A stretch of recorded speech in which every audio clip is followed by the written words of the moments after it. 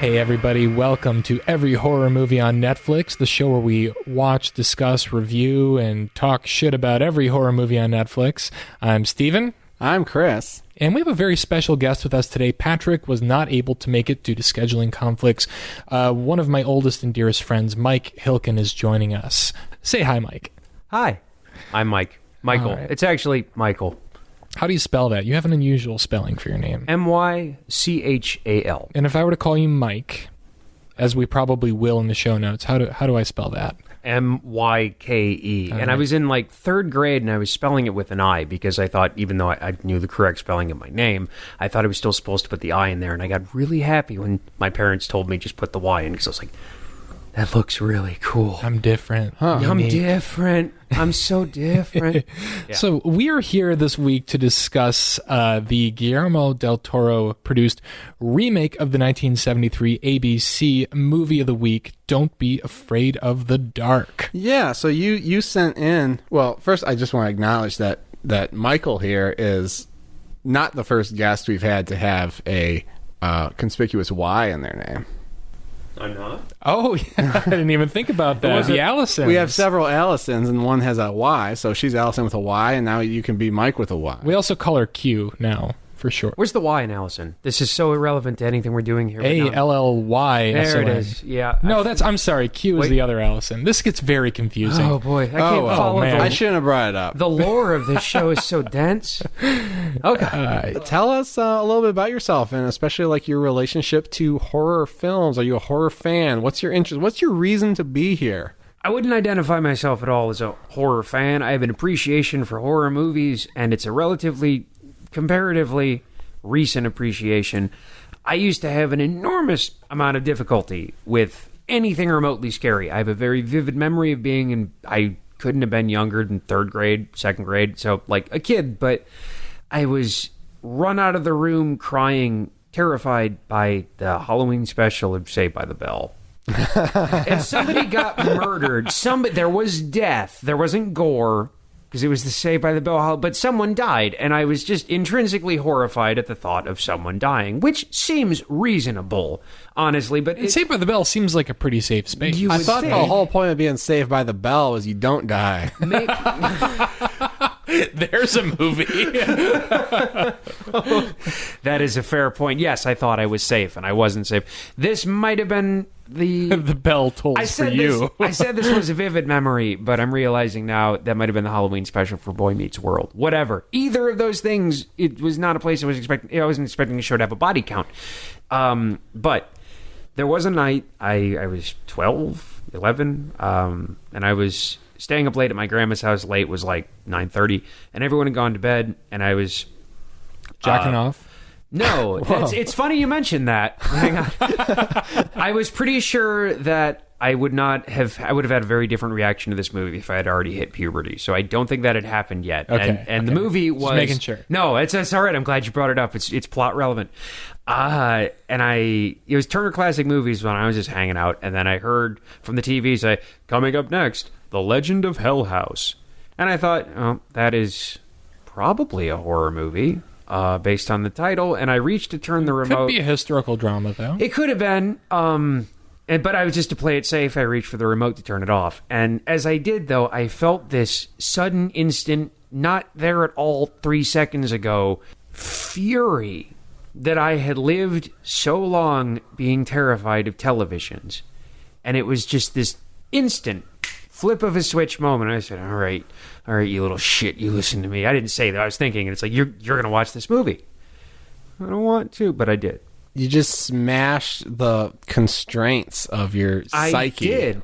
And I will tell you, it did scare me. And I felt horror movie fear. I've seen it many, many times in the years since then, and it has not ever scared me the way it did before. It's not a particularly scary movie. I love it now for other reasons. But I also will say that I came away from it, like, I understood first and foremost, oh, that's what people say what people mean when they say that they love horror movies. Like this is how it feels to enjoy a horror movie. This is how it feels to be scared, but not just try to shut the fear down, which was a radical concept to me, considering the history that I'd had with the genre.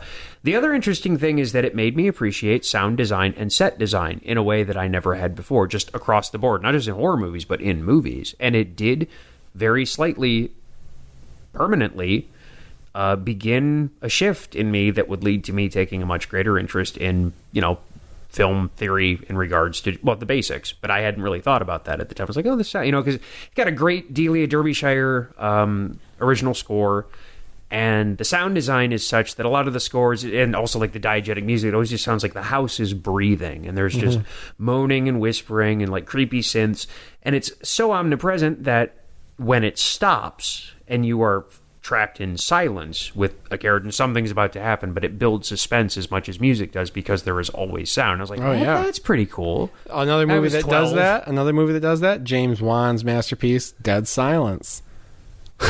Oh my God, Chris. Which one is this? I never heard of it. It's the one with the puppets. Oh, God damn it. Beware the stare of Mary Shaw. She had no children, only dolls. Oh, stop. What, isn't that Annabelle? Freaking me out. No. Yeah, no, it is, Steve. It actually kind of is. I'm just kidding. It's not, but it is. I'm kidding. I know what Dead Silence is. No, that actually made a mark on me. I saw Dead Silence in the theater, and that's the thing, because they have ambient sound that's very low-key, and then it stops. Yeah. And you're like, oh, shit. Yeah, jokes aside, it's a really effective Mike tool. and I bought the Scream Factory Blu-ray of Legend of Hell House to watch with Mike, and I had a great experience with it, and we had a lot of talks about how that was a really formative experience for you as a moviegoer. Yes, but I also know that you're very reluctant to watch anything that might remotely invoke like secondhand trauma. I retain my sensitivities. But you did watch Us with me, which I was very grateful and I loved for. It. Yeah. It's not about what scares me. It's not being scared is not the primary motivator in me avoiding movies, horror or drama or anything. It goes beyond just being scared. And I do enjoy being scared. I enjoyed Us. I liked the first ABCs of Death, which was a more recent instance of me watching a horror movie while blasted out of my mind, and being like, hey, this is also pretty fun, and it reminded me, and I've been watching more horror movies since then, too, but I would definitely, beyond the freaking ABCs of Death, I would place Legend of Hell House at the top of my list, because that was when it started. So on the ABCs of Death, Legend of Hell House, Don't Be Afraid of the Dark scale. That's a broken scale. I know. What are we measuring? I just had to put those three movies together. Did you, though? All right, so here we are, Mike. Yeah, so Stephen, you picked this show. I did. Via long-distance correspondence last time. What made you decide to watch this one? This is a movie I've heard about a lot over the years, but most recently, my dear friend and colleague, Pam Conrad, she and I love to talk movies. She seems to know everything, name a B-list TV actress, and she can tell you everything that this person has been in over the years. She references this movie all the time because she knows I like horror, and she will... but when I say this movie, I mean the original 1973 Don't Be Afraid of the Dark. It's a movie I think I've heard my parents talk about, many adults about our parents' age, people in their mid-50s, and it terrorized the hell out of them. So I took it upon myself to watch the original recently, and then discovered that the remake was on Netflix, and I was curious to see what that would look like. So here we are now, having spent an hour and 40 minutes of our lives watching that thing. The tone. Well, it's appropriate. I'm not giving away my review at all. So in preparation for this, I watched the original Don't Be Afraid of the Dark, and it's a pretty thin movie. The original is about a couple who moves in a middle-aged couple. There's no kid. There's a kid in the remake. Sally, and who cares what the husband's name is, they move into Sally's grandmother's Victorian mansion, and there's this grate in the floor in one of the rooms that is bolted shut, and there are voices coming from it. Sally, they're calling to Sally. She ends up kind of being driven sort of mad by it. She unscrews the bolts, opens the gate, and all hell breaks loose. There are three little furry, raisin-headed demons that are about the size of a critter, or a Krite from the Critters franchise, or maybe a ghoulie. ghoulie or a gremlin even, and they look sort of like the gremlin from the Twilight Zone episode Nightmare at 10,000 Feet, and they're interested in scaring her first and foremost. They want to freak the fuck out of her, terrorize her, but because she opened the gate and allowed them to come into the world, she has to become one of them. At least that's their mission. They want to bring her down and turn her into a demon, and that's the whole movie. There's no subtext. You never learn where these things come from, what they are, why they behave the way they do, and eventually, spoiler for a movie that's been around for 40 years or so, Sally becomes one of them at the end of the film, and that's it. It's very thin, but it's a great thriller. It was really fun, great set design, well directed. Even the goofy creatures I found to be kind of creepy the way they're shot, and I was so curious to see what would you do with a remake of that, because you'd have to have more well-developed characters. You'd probably, would we believe that an adult, well, yeah, you'd think, would we believe that an adult could conceivably be terrorized by this kind of childish fantasy? So you'd probably have to have a kid in there, and sure enough, we get a kid named Sally in this movie. So there were only three little just three ghouls little in trio. the original. Yeah. And these were puppets or what? They are kind of like some of the more effective scenes in Child's Play. I think they're actors who are like kid actors wearing these suits, and then they built big sets. Or they used a lot of forced perspective to good effect to make it look like they're actually tiny little things running around, like little 1 foot tall beasts. Yeah. That's fun. No, I always... It's cute. Any special effects, however they look, I will always enjoy if there's a story behind it, even if it's terrible. And often when they're terrible, there's still a great story behind it. But that sounds adorable. It's cute. This one was adorable, I thought. There were adorable parts. We will talk about that. We'll talk about it. So what we have here is Guillermo del Toro, like my friend Pam and many other adults that I've mentioned, I've spoken to, who were terrorized by the original. He apparently saw this movie a lot as a kid when he was living in Mexico, and he and his siblings would wander around in the basement and spook each other by saying, "We want you, Sally. We want you," like the creatures in the movie. Yeah. And eventually he had the opportunity to produce a remake of this thing that he loved as a child. He had the chance to kind of give it new life and tell the story again, whatever, or lack of story, I guess, to a new generation. I used to have an issue, I still sometimes do have an issue with the mindset of, I love this movie so much, and so I wanted to do it again, but worse is basically, there are instances like this one where it feels a lot more personal. I mean, Del Toro is just so utterly without irony, which is something I really appreciate about him. And so, his love is really genuine, but also it's a movie that was, I don't think I'd ever really heard of it until 3 days ago. The remake of the original. When you got the call. Yeah, so it's, with weird old little movies, even if it's not ultimately successful, and I don't think this one was, I think weird old little movies, that's worth the remake, potentially, if you give a shit, which he did. That's interesting, because, as someone who's somewhat an aspiring filmmaker, even though I don't, really make a lot of progress on that front too often, I don't know if I would want to remake any of the movies that are beloved to me. I don't think I would either. I don't. I mean, I love Jaws, but I'm not like a CGI shark and a Hemsworth as Brody. That's what we would get. And I can't think of anything. This is okay. Having seen the original, I think it is. Again, I normally don't think remakes are. I can't think of any off the top of my head, though. I'm sure I could if I thought about it, that are justified. This one makes sense because it is a very thin movie that I can see leaving a very deep impression on a child who would watch it as an adult and wonder, why isn't this scary to me anymore? Maybe I should try and redo that. And there's so little plot, there's so little character development in it, that it makes sense to take an IP like that and expand upon it and turn it into something modern and potentially more frightening, to try and scare kids of this generation, or whatever generation was 8 or 9 years old in 2010, with this concept.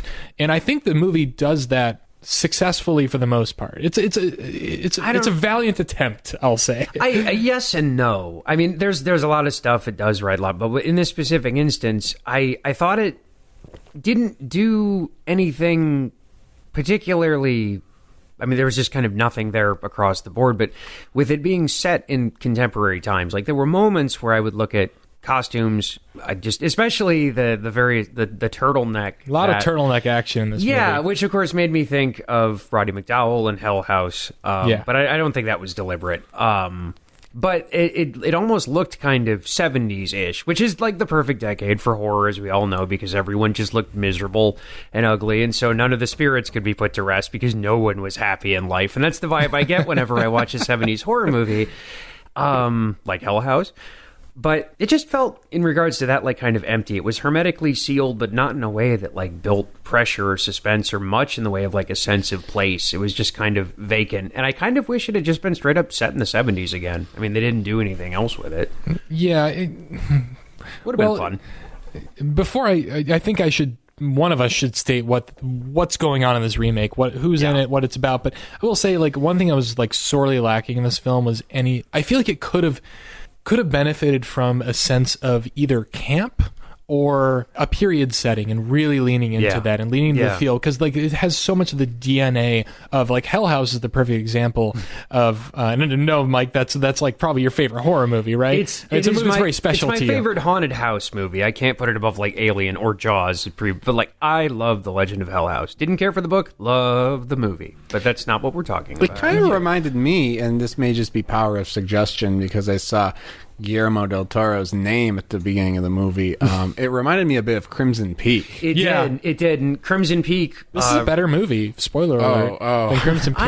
We're gonna fight. I disagree. I did not care for Crimson Peak, but I don't know if this would be better. It didn't annoy me as much, but Crimson Peak really did swing for the fences technically, which this movie looked good. It looked really good, but I did not like Crimson Peak, but it's like half a notch above this one. This one just felt so cheap. Yeah. Even, Well, we watch a lot of Netflix movies. Yeah. It's not cheap by Netflix movie standards. In fact, that's fair. That's fair. I was impressed. Yeah, this is not American Poltergeist 2. I mean, because we have a A-list producer in Del Toro who also, I guess, co-wrote the screenplay. It was apparently on set a lot for this. This was like kind of a passion project. I think it might have been like a Spielberg, Tobe Hooper scenario going on. Yeah, it feels like he was a hands-on. It feels like he was a hands-on producer because it has so many hallmarks of other Del Toro movies. Yeah, for good or ill. Most of them good though. Most of them good. I would like to quickly retract my answer. I said it felt cheap, and I'm realizing now, it felt empty, and I briefly registered that as cheap. Well, but it's a very lush-looking movie. And lush-looking movie with like so little humanity. Yeah, so heart. That's the one. We'll get to that, but I didn't think it looked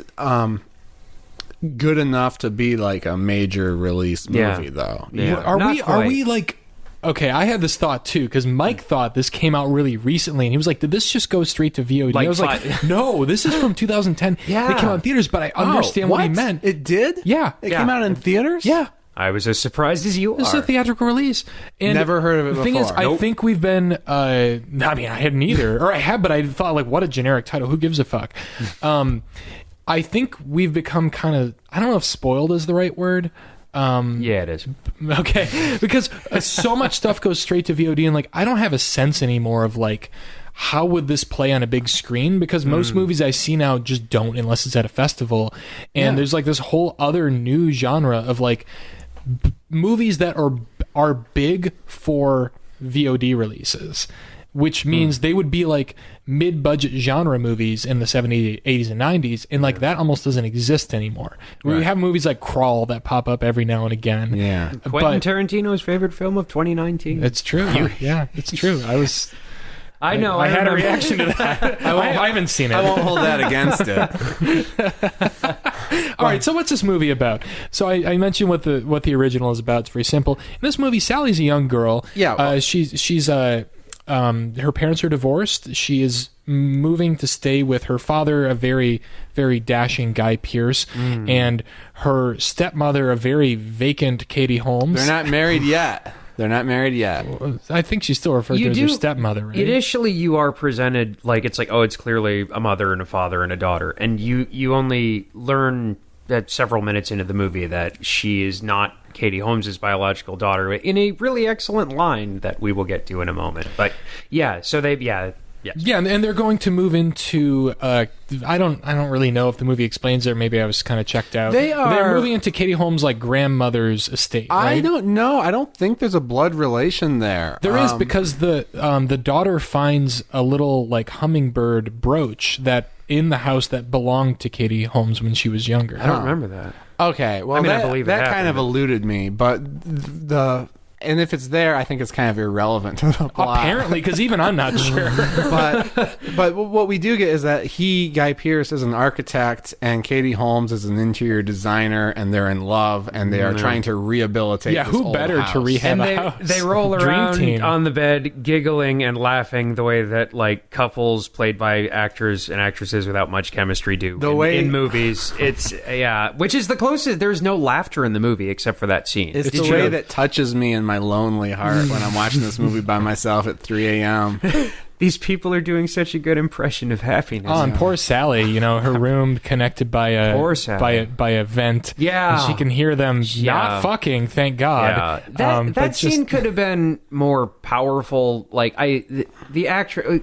Did we ever find out the name of the actress? Of the kid actor. I almost said cat actor. Well, now she's like 30. I didn't know this movie came out in 2010. God, that's I really meant to look that up because she was far and away the best human element of the movie, and that's kind of not meant to be damned. Not a lot of competition here. But she is excellent. Yes, the actress who plays the daughter. Sally. Yes, I know. The central character in the movie.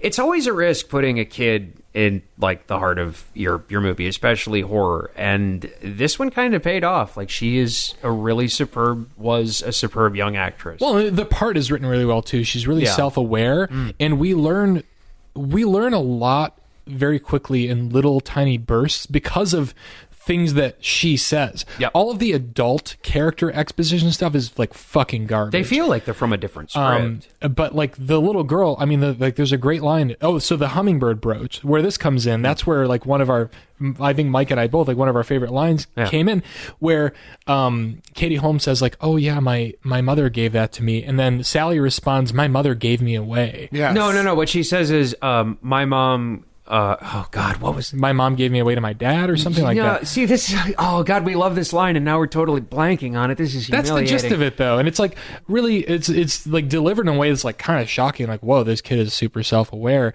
and we learn so much about her disposition just in that one line. So we have a little girl who doesn't trust either of the adults that are taking care of her. She's in a creepy old house, and she's hearing whispers coming from the vents that seem to be calling her name. In a playful inviting her way. in. Yeah. Inviting way. And she's not creeped out. She's curious. And I like that too. Like, I don't want to, there's nothing fun for me about watching a kid just sit around and be terrified of where they live. She wants to find out, who are these voices? They want me to come and play. What's going on here? It's very, I'm invoking Poltergeist again, but there's a little bit of a Poltergeist thing here too, in the way the kid is like not terrified by the voices, but just like curious. They feel sort of welcomed by them. Well, and as we learn in the prologue of the movie, which I don't think we got into, in the prologue of the movie, they clearly are shown to have made a habit of abducting children. And so that made those initial parts creepier because I wondered, are these creatures, like, how far are they going to manipulate this girl? Like, is he going to be like, we're your friends? They didn't sound like that. But, and it didn't really go anywhere with that, but that was an initial interesting element at first, because I wondered how much of this was going to be, like, psychological, almost like Spielbergian. The movie didn't really have that vibe, but it felt like that kind of plot thing. But it didn't really take off. It didn't. Like, so many things in this movie. So many things. things. Do we want to talk about the prologue at all? The prologue drew me in. I liked it. I did. The prologue is it's a period piece. It takes place at indeterminate. They might establish the olden times. The olden times. It doesn't matter. A horse-drawn carriage zooms by. Classic gothic horror. Like it's whatever time period you would like get your candelabra and like walk down the stairs, and a guy just like captures, he assaults his maid and cuts out her teeth. He doesn't just assault his maid. He lures her down the basement stairs to his like wonderfully creepy like basement set that we'll get into. In the flimsiest plan ever, Yeah, as like- I pointed out while we were watching, because like she's creeping down and he's kind of like lurking in the shadows and like looks like something's kind of off with him. We Yeah. find out what that is later, and it turns out he's got a little piece of string tied across one of the steps. Tripwire. And it's not even that high up the stairs. So, like, for this plan to work, for him to abduct his maid, she has to not see the string, trip on the string, and not just break the string and fall, but also be knocked out by the fall. And it all works perfectly, flawlessly. And he knocks her fucking teeth out with a chisel. And it's really nasty. And it's quick and done. I thought we were going to have to watch an extended sequence of that. But it is really horrifying because the actress who plays the maid gives a really solid, effective scream, considering the circumstances. And it is the Not an ADR scream like Katie Holmes. Oh, God, that was humiliating. I just want to say really quick, I can objectively prove that tripwire trap was bad. Because I bet there was at least one take of the movie that they did where she did accidentally just step on the wire and break it, and they had to set it up again. And so that, more than anything, proves it was a stupid plan. But it did work. Or did it? And his teeth are missing, too, and it turns out... He's trying to barter teeth with the little imps that live in the grate because I guess they stole his son from him. Yeah. He wants to get it back. Give me back my son. And it was pretty creepy. Like that, the beginning is good, as you said. Yeah, but it also puts this thing hanging over the entire movie where you're like, what about that guy and his son? And it doesn't have. Yeah, that's it. I mean, it's like he died. They're dead. Never really addressed again. I want to go back to the original because that's a great all. point, Chris. This movie sets you up for like, oh, we're probably in for the bleakest of endings. The original, like the entire plot is Sally hears the voices. The creatures, she lets the creatures out. They come and torture her. They say, you have to become one of us. And then she does. And that's the end of the movie. Like, there's no redemption. There's no real resolution. She just gets sucked down to the hole and becomes a little raisin-faced, hairy creature like the rest of them. Which is cool because It's bleak as fuck. It is bleak, but I want to, when it comes to horror movies, I want to trust them as little as possible. I don't want to feel like I know who's going to make it out alive, in most cases. Yeah, I think that's an improvement to just have such a simple concept and it just ends like, they get you. Yeah, it's brutal. I mean, it's efficient. It's coldly efficient, and it doesn't, piss around, and that's kind of cool. Some good horror does that. Where, I don't really like the final girl trope. Sometimes I think it's better if everybody dies because it's kind of, if a movie has enough like political or social subtext, like kind of reflective of reality. Like, life is chaos, and like sometimes bad things happen to good people, sometimes that happens for no reason, sometimes you've done everything you can possibly do to escape it and you still die. I mean, that's why I like sometimes the canker man comes for you when you least expect him. the ending of No Country for Old Men in comparison to the third act of Magnolia. It's like the two farthest possible wait, Mike, we can't talk about real movies in the same breath as Don't Be Afraid of the Dark. This is a real movie. It's a poorly done movie, but like the money is there, if nothing else, and they bought their way into being a real movie. Although I'm not quite. It's also not offensive enough to be off the real list. This is the Pete Buttigieg of horror movies. Oh no! That's it. We're done. All right, that's all we can. Signing off for every horror movie on Netflix. I'm more impressed now that I know this movie was made 10 years ago. A little that it first of all explains the CGI. Whoa! Did you have a problem with the CGI? Because I loved it. I thought it was kidding. I mean, I'm not kidding. We did watch it on like a fairly old TV. Yeah, it probably would in have 1080i. No, 720p. I plugged my laptop in his parents' TV. It's a hack. I thought the effects were very charming. Charming I thought is the word. It was like CGI. The creatures, which I guess we can explain because they're there very early on, but like I thought they were shot well. Like there were a couple of scenes where they're like right up and close, but it looks better than some of the shit in the Lord of the Rings movies, honestly. At least I feel like for me it wasn't really how good they looked versus just the general character. They had personality. There's a moment where like they come swarming out of the walls, and there's a leader one. I guess. I don't know. But there's like a big one. And like you see this like close up and there's a bunch of them. And he like puts his weird little paw on this other one and like holds it back and like makes it like face at it. And I actually said out loud and I was like, oh, they have familial bonding. And I was happy to see that. It's this one weird little moment. And they're adorable. They are so I love that cute. you called it a paw. It is a paw. They looked bad. I'm but glad they were you cute. guys liked it. They made me happy to look at them. I liked them. I like the creatures. I don't think I like this movie. No. But they were pretty good. And the movie could have been infinitely better if they had focused more on the critters. The critters Krites. did nothing for me, and it was like They weren't scary. they weren't scary. No. I don't know.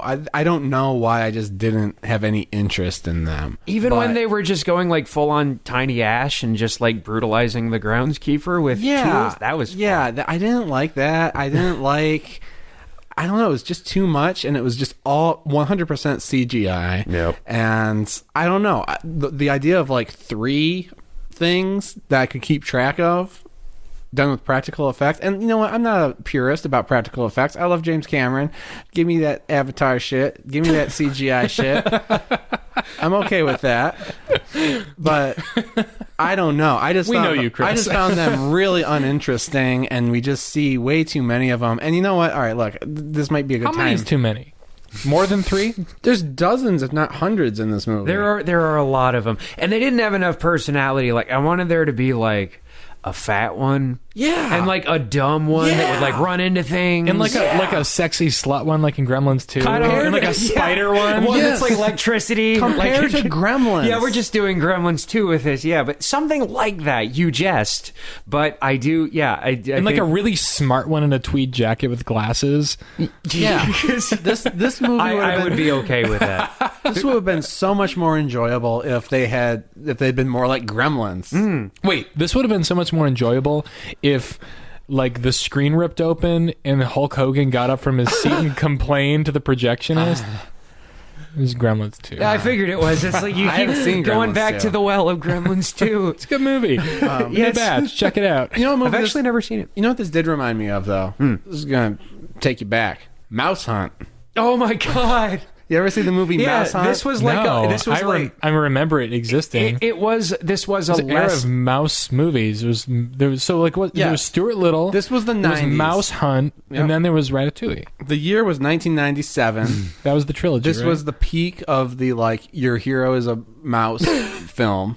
We had Stuart Little. We had Stuart Little 2. We had Mouse Hunt. In Mouse Hunt, we have Nathan Lane and Lee That's what it Evans. was, yeah. Yeah. The mouse was the antagonist in Mouse Hunt, though. No, 'cause Wasn't he, it? He got one over on Nathan Lane and his buddy every time. I don't know. I'd have to watch it again. As a were child, they bad guys or were they just trying to like live in the fucking house? As a child, you don't want to see the mouse get murdered. Well, yeah, I don't want to by see that all as the an ways adult. that they're No. doing that. Well, as a child, I don't think you want to see any kind of murder. But it was the same story. You got these 2 guys, and they are rehabilitating a mansion that looks just like this one. And there's this little CGI mouse. Actually, it might not even be a CGI mouse. Is there a CGI mouse in Mouse Hunt? I haven't seen it. I haven't either. I clearly know nothing about the plot of that. I don't know. But they have a little mouse that's just raising hell all around. That sounds cute. And the climax really reminded me of this movie. We're not going to get too much into the climax, but like where they have the like potential investors dinner, and they're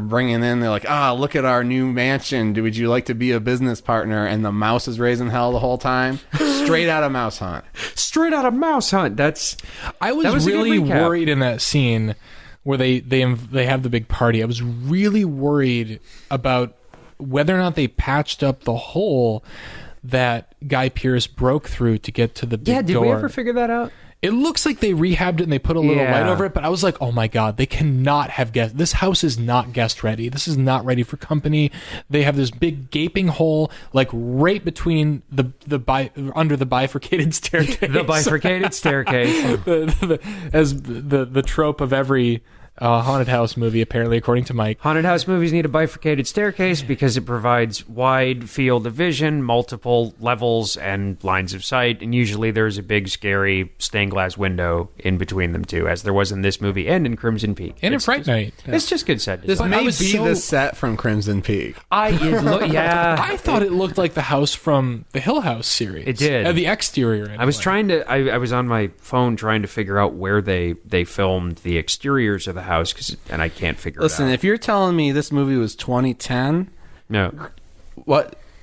Don't not be afraid of the dark or whatever the hell this movie is. Don't be afraid of the dark. It's an unwieldy title. Don't not be afraid. It's 2010, right? That's what you're saying? Yeah. Well, Crimson Peak was 2015. So Guillermo del Toro is a bad producer if he did not reuse that foyer.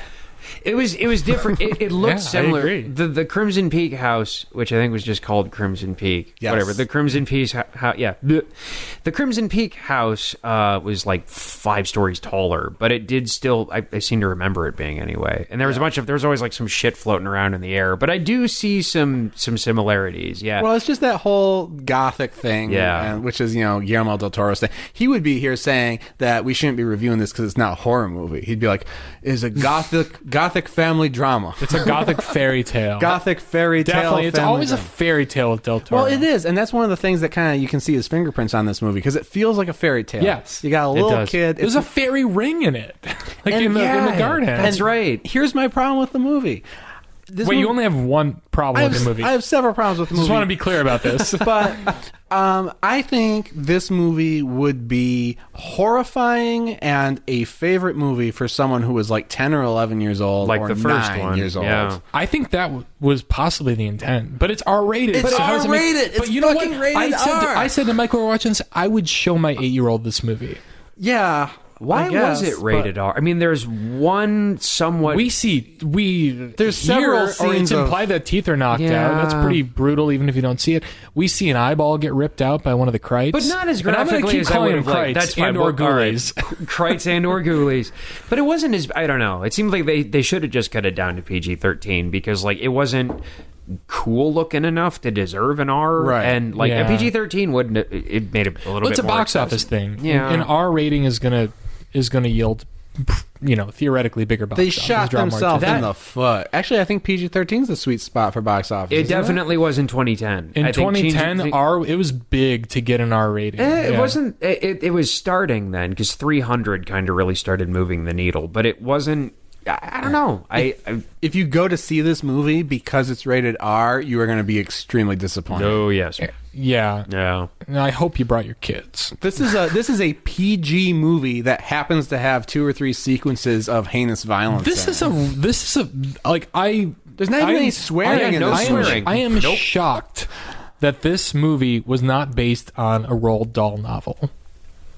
Badly, but it could have been Maybe a it great was. Roald Dahl novel in addition to being a great movie.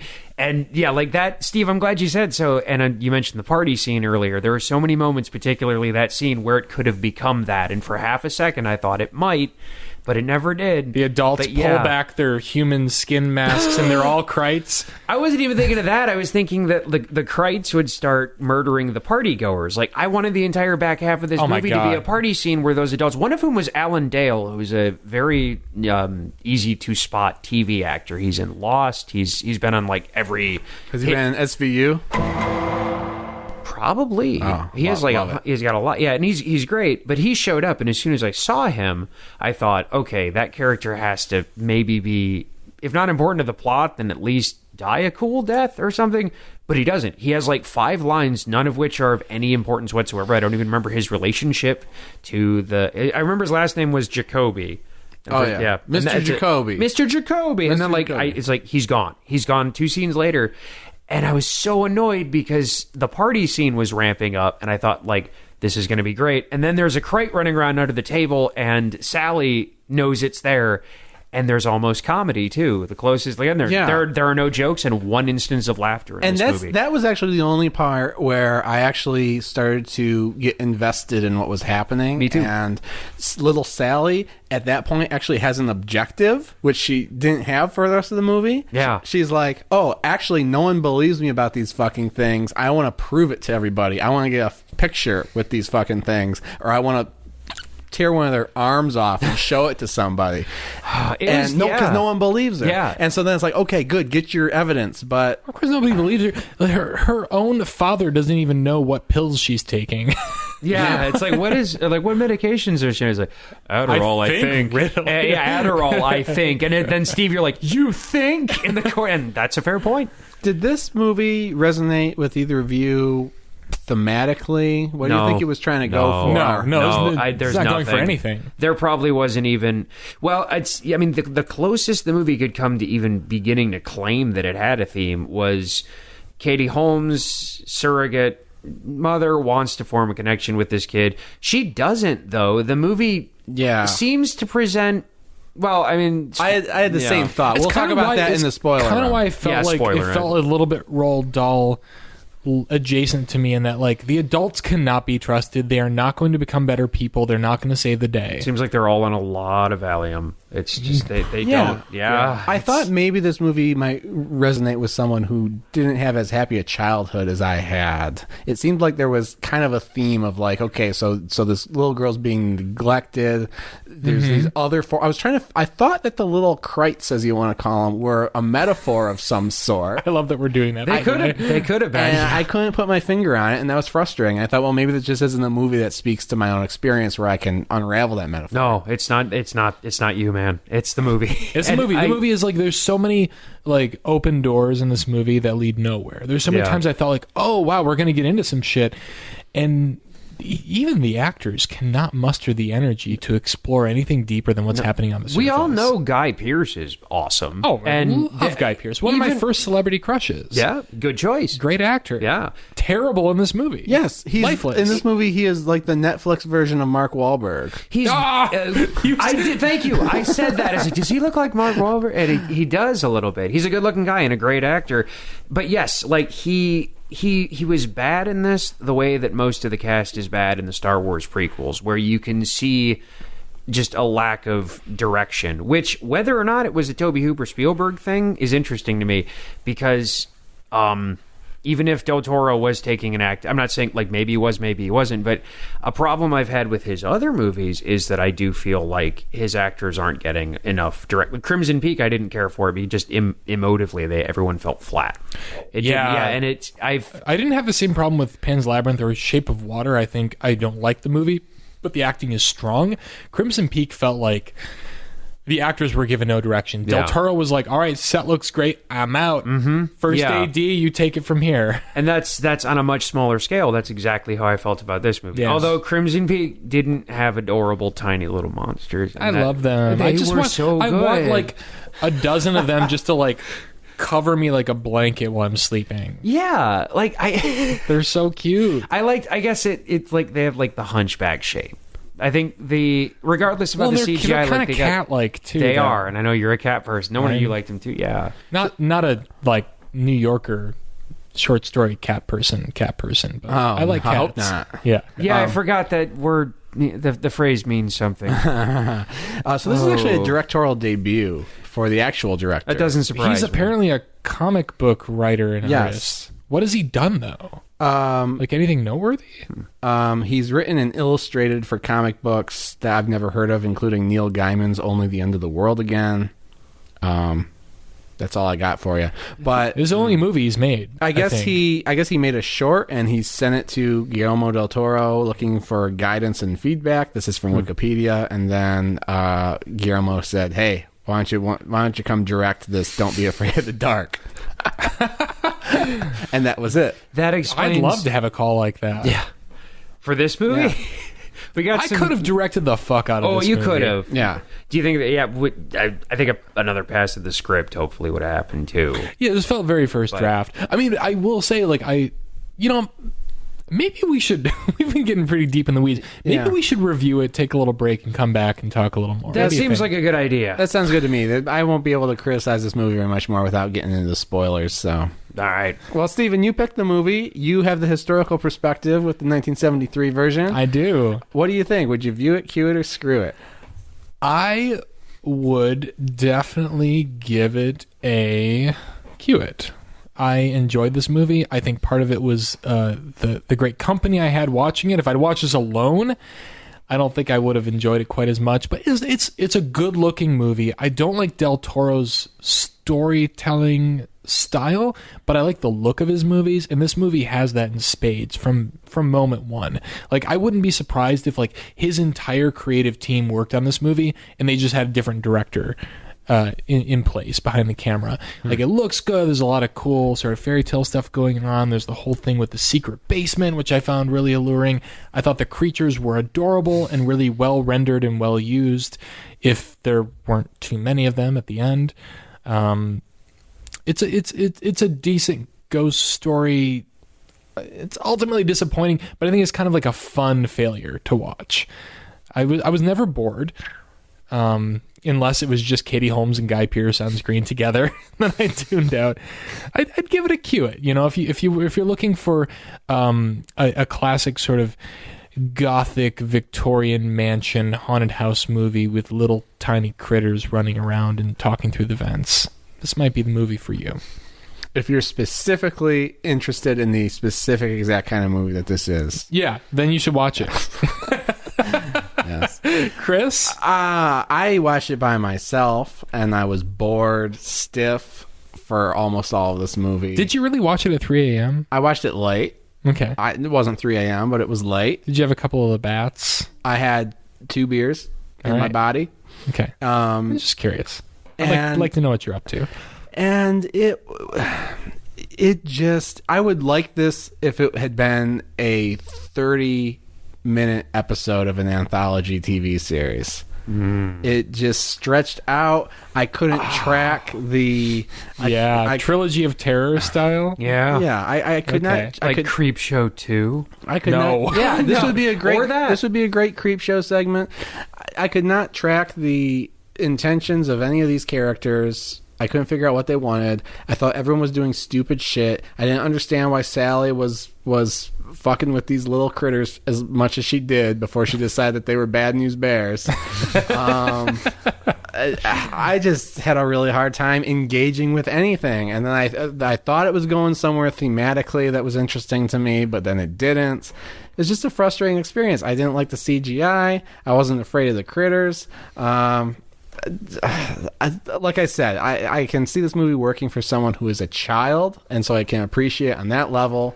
If someone is like Del Toro and is 9 years old watching this on TV, good for them. They're probably going to have a great time with it. But I don't think there's anything there for a older, more distinguished Netflix horror fan. So I'm going to say screw it. I agree with all of the above. And I really do wonder if the intention wasn't to make a movie that's like sort of intentionally flawed in the way that the original was. It seems impossible, but who knows? Because I can see this playing really well for like the 8 to 10-year-old crowd. Yeah. If they can handle eyeballs being ripped out and teeth being knocked out by a chisel. That's the thing. It just goes a little too far where, I don't know. Pan's Labyrinth did the same thing. Del Toro's a mess.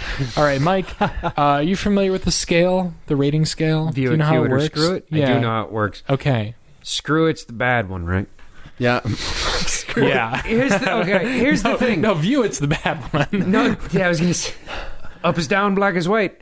I'm going to say screw it, but reservations, because I feel it's important to note that this movie did do a lot of stuff right, which means that a lot of people who worked on the movie did a lot of stuff right. And that counts for something. I did, as Steve pointed out, the house looks great. The house is really, really a character unto itself. Okay.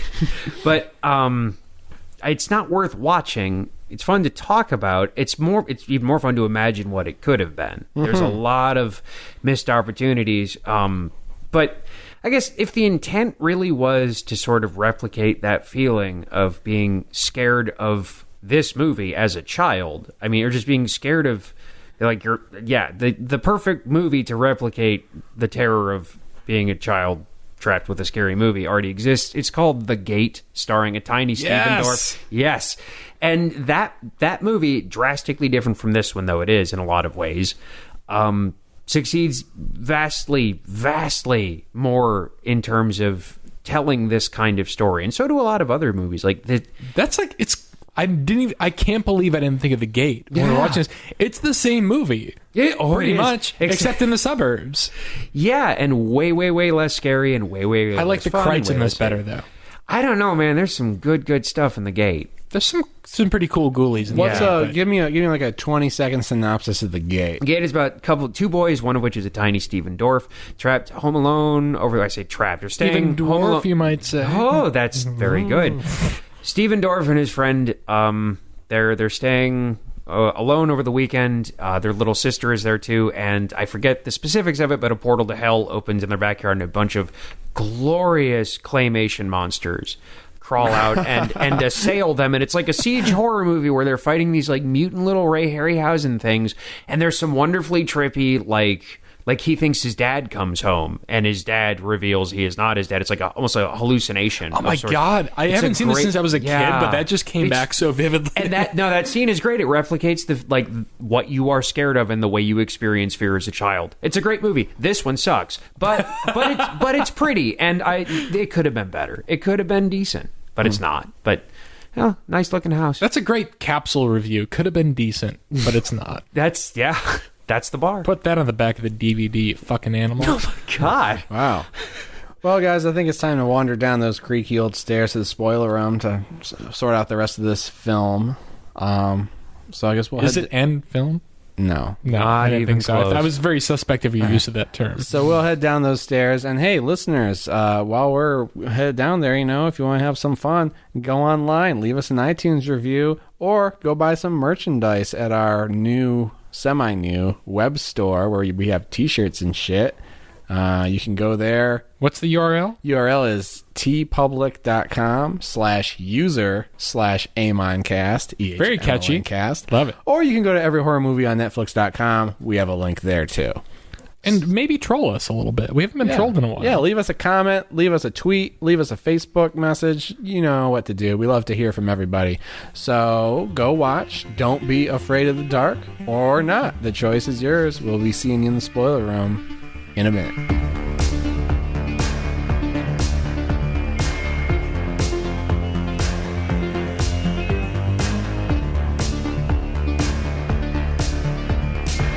All right, well, they weren't kidding. The third step's a bitch, and I tripped on some string, but here we are down in the spoiler room, huddled around a little space heater in the corner, because Greg still hasn't fucking fixed our HVAC system down here. I don't want him to. I'm a little worried about that grate that's all rusted shut in the corner. Yeah, it's a little creepy. Definitely don't loosen the bolts on that thing. We're down here to get into the nitty-gritty of Don't Be Afraid of the Dark.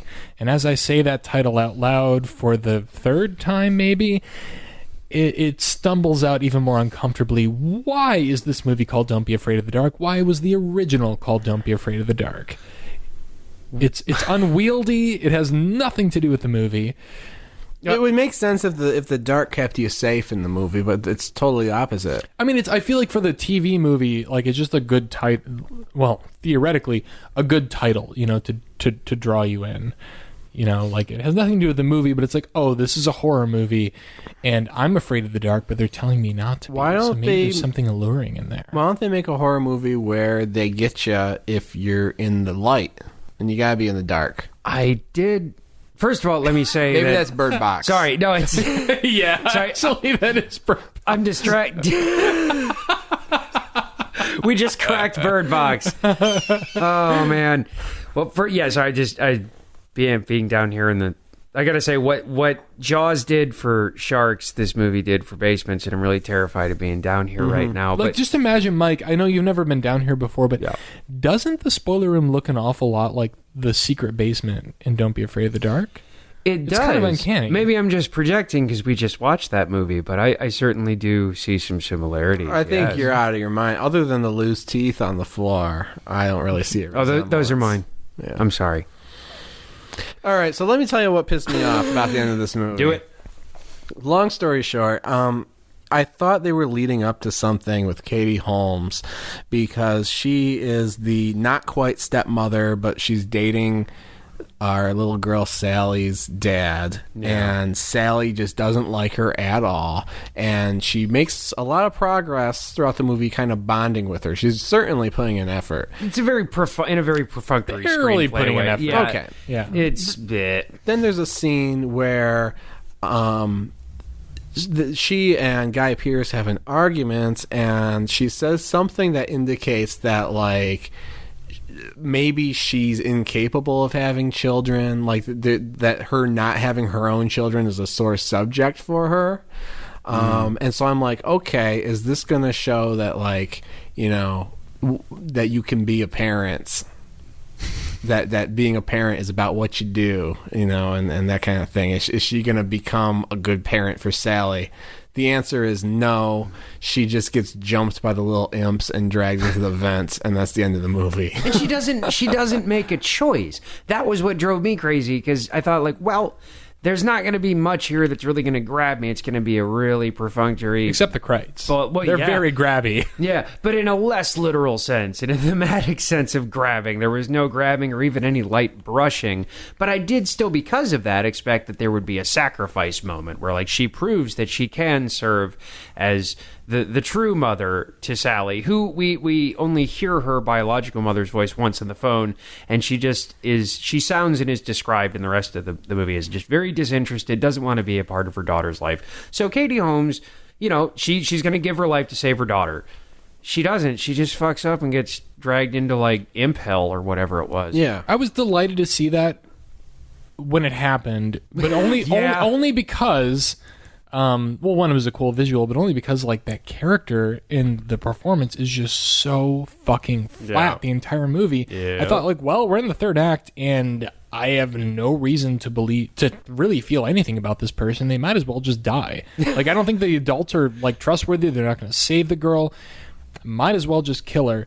And it was kind of fun for me. I think I might have shouted a little bit as she got dragged into the vent, but that's really poor screenwriting. Like, I do feel like there should have been some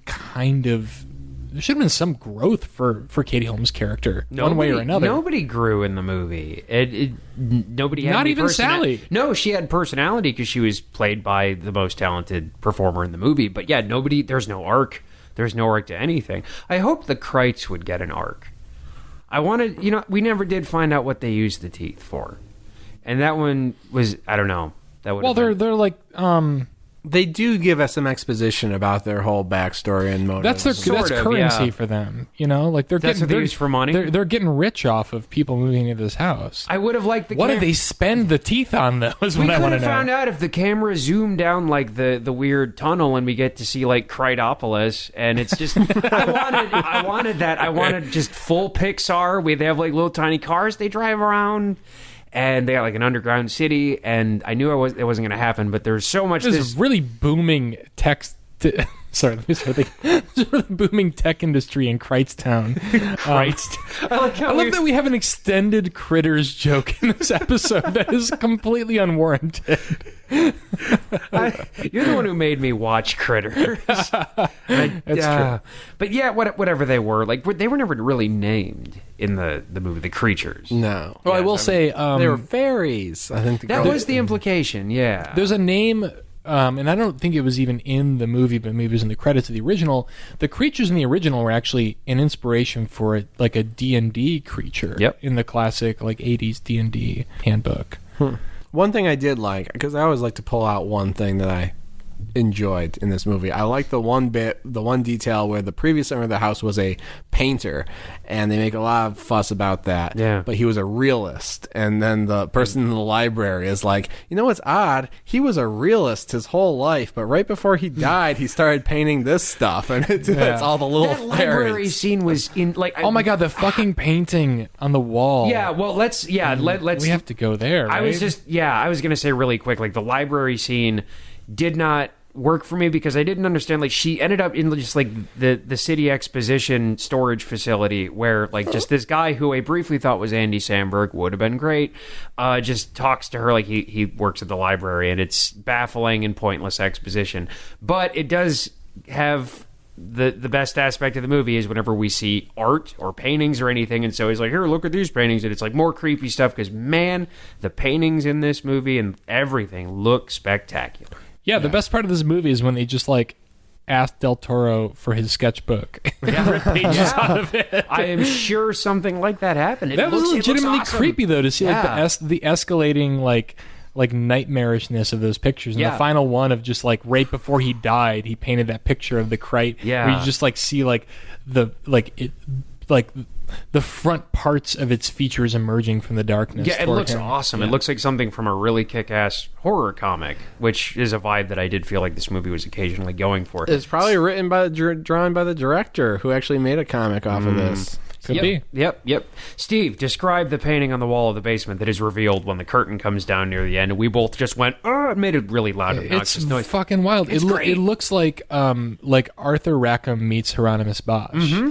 Like it's like a boy hanging from a tree monster or something. Like I just have a vague impression of it in my mind. It's like this boy, like a young 19th century sort of looking child, and he's just like he's like grabbed by these like creepy looking tree limbs, and then he's like being suspended over this black pit from whence is emerging. And it's like giant part woodcut, part watercolor. Yeah. Like it's got this really otherworldly look to it. And these Krite claws crawling up from the darkness, and he's got these huge terrified eyes, and it's just a perfect visual for what they were going for. And it's like the only time the movie sought out an effect and almost got it. Looks great. This is an audio medium, so Yep, we are definitely dancing about architecture right now. But all that stuff with what's her face, Katie Holmes in the library, yeah. again, just sets her up to make that choice, and to now that she has the information, she understands what's going on here. For her to actually use that information to save the little girl, nope, she just gets fucked up, taken in the hole. Yeah, and I don't. GG. It wouldn't have been more satisfying if she had just, I don't know, done something to actively sacrifice herself. I wouldn't give it a shit. And then at the end of the movie, Guy Pearce and Sally show up at the house, which is now like condemned, and she drew It's Sally. for sale. I think it was for sale. Sally drew a little card that's like, "Oh, look, me and my mom, Katie Holmes," and they just leave the paper on the floor. Sorry you died. And they go into the house. They open the door, and they don't go far into the house, but they walk into the. They go into the foyer. Yeah, they go to the foyer of the Krite house, and they slowly and solemnly place this like cute drawing on the floor and stare blankly, and then they leave. And the thing that bothered me most about that is there's no fucking way you would ever go back in that house, especially not for that. And when to the extent that when they walked in there, I thought like they're going to burn the house down and this is going to be awesome. And of course, that didn't happen. Well, what fucked me up about that is we never saw them leave the house. No, we the didn't. last scene before That's that right. is like, all right, well, that was fucked up. And then they're driving back to the house in the next cut. Like, There's so not clumsy. even a single shot of them moving towards the exit of the house. It's No, just we like, never see that moment where they're like, all right, we are cleansed of this burden. the and movie we can felt leave. deeply It's- bored with itself, and I can't It blame was it. very lazy. ending, yeah. Or go back to the house with, the police and the National Guard and, like, go down to Kreitsville. Yeah, Guy Pearce is probably a person of interest, possibly a suspect. I mean, like that. Obviously, in the last 20 seconds of the movie, you can't dig up that plot stuff. But like, what happened there? He like, didn't love her very much, apparently. Like, the other guy was harvesting teeth from everyone he could get his hands on to get his son back. And yet, we never found out more about that guy either. That was a way more interesting movie. With the beginning, yeah, it felt like the beginning of a Bond movie where it's not really connected to anything else, which is, it was a more interesting story. Though, like, Guy Pearce just seemed fine with it all. Make Katie Holmes disappear in, like, the midpoint of the movie. Please do. I have As early as possible. just remove her entirely. I guess I was bad. Which is I would have vastly preferred if at some point by the end of the first or second act, somewhere in there, Guy Pearce and Katie Holmes just drive out of the movie. They're going somewhere. They're barely characters anyway, so just they leave. And whatever the conceit for why they leave and however long they're gone, where they are, where they're coming back, it doesn't matter. The point is Sally will be home alone for a certain amount of days with the groundskeeper and the mysterious maid, the old lady maid who never did anything, and I kept thinking she would because she'd clearly been there for a while, and the groundskeeper had been there for a while. And she can't get a hold of her real mom because she can't in the movie in general. Yep. She's trying, but she has no like familial adults to interact with. So she's alone with these two people who know a lot about the house. So they're sources of exposition. They're sources for like the rules. They perfectly primed to show up like the guy in Spider-Man 3 and be like, you know what's going on behind the vent. I never told you this for the first hour and a half of this movie, but... What scene are you talking about? No idea. I'm talking about Spider-Man 3 where James... I know what movie you're talking about. But James Franco had a vendetta against Spider-Man for all of Spider-Man 2 and most of Spider-Man 3. Oh, and he just shows up. You knew this was coming, Pete, just out of nowhere. And then his butler, shows up right before the climax, during the climax of Spider-Man 3, and is like, "There's one thing I never told you.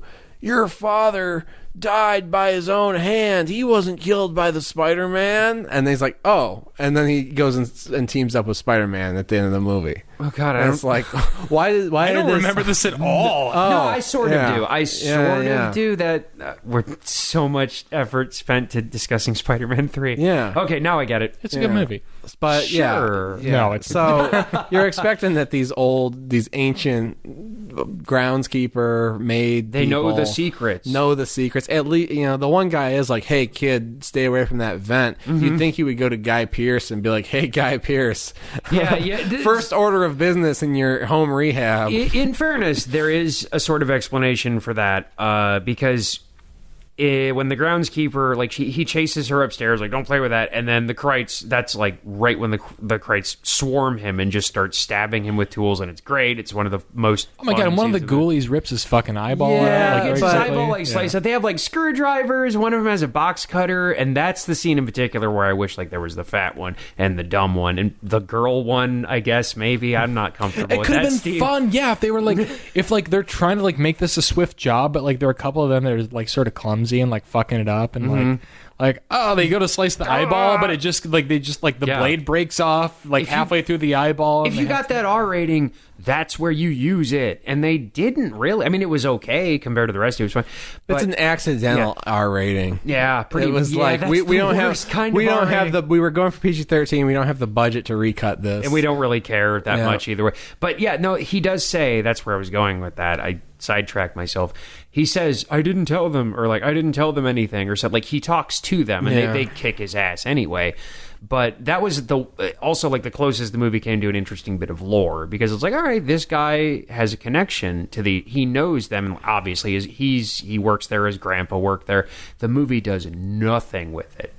He doesn't die in that scene, and I feel like he will not die until he delivers exposition. And Katie almost finds him again, but like he doesn't tell her anything. He's like, "You've got to get her out of the house," and then she just goes to the library, and that's it. And it's just that guy. I'd be like, no. I'd go to Guy Pearce. I'd be like, "Listen, you need to get your car.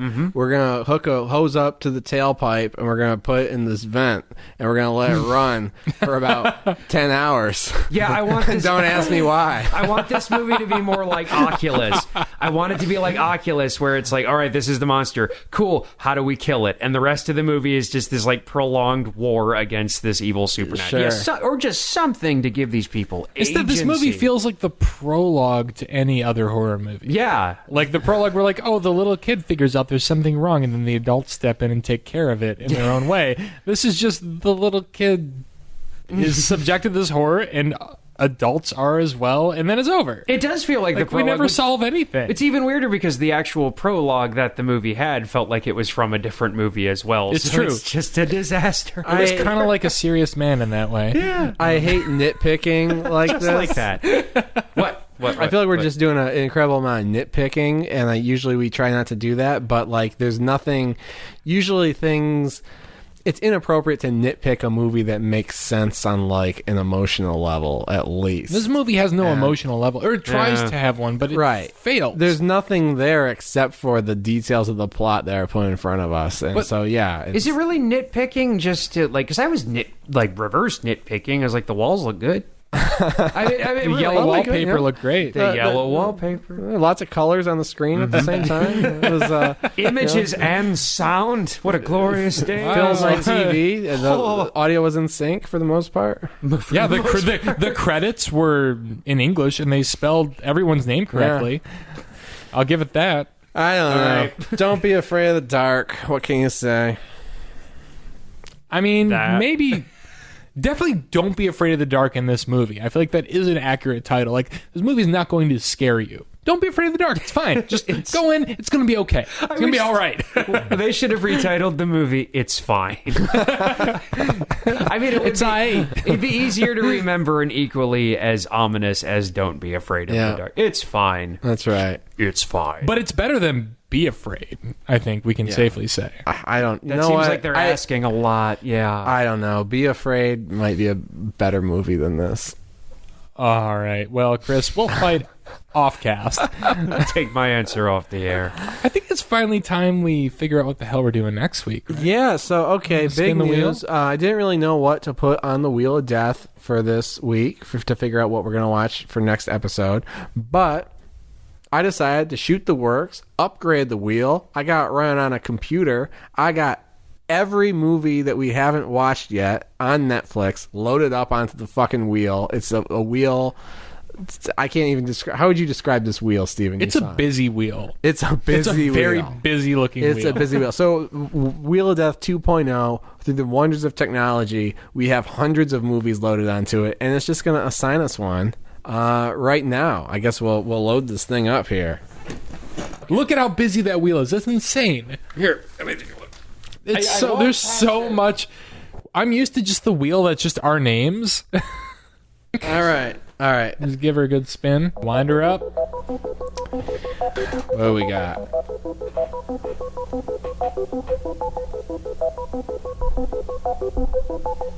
Nails. What the fuck is nails? I have no idea what nails is. We'll find out. Hold on. I'll look it up. We should give like a brief. We should at least read the Netflix description of it. Read the Yeah. Nails. See you next week, folks. Dude, there are a lot of ways that Nails. this could have gone wrong. Oh boy. Ooh, I think I know what movie this is, and it sounded deeply unpleasant. Good. I'm down with deeply unpleasant as long as it's not deeply terrible.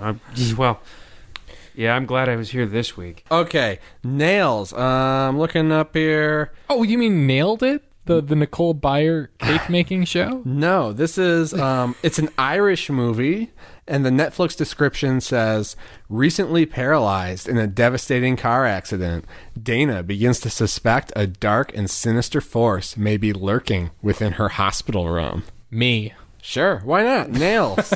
Good luck. Until then, once again, find us online, buy our shit, leave a comment. You know what to T-Public, do. right? Yeah, tpublic.com/user/AmonCast, or go to everyhorrormovieonnetflix.com. Buy our shit. Send It's us a pretty dope design. Patrick painted, yeah. drew it, He colored drew it with whatever. I all don't know what the- means he did. to He make had that, all the but inspiration of the guy in Don't Be Afraid of the Dark. He was just slaving away. Slaving away. It's a great design. Wear it. Send us pics of you wearing it, looking sexy. Yeah. Buy a size down. Send I us think, pics of you not because wearing they run it, a if little you know what I big. mean.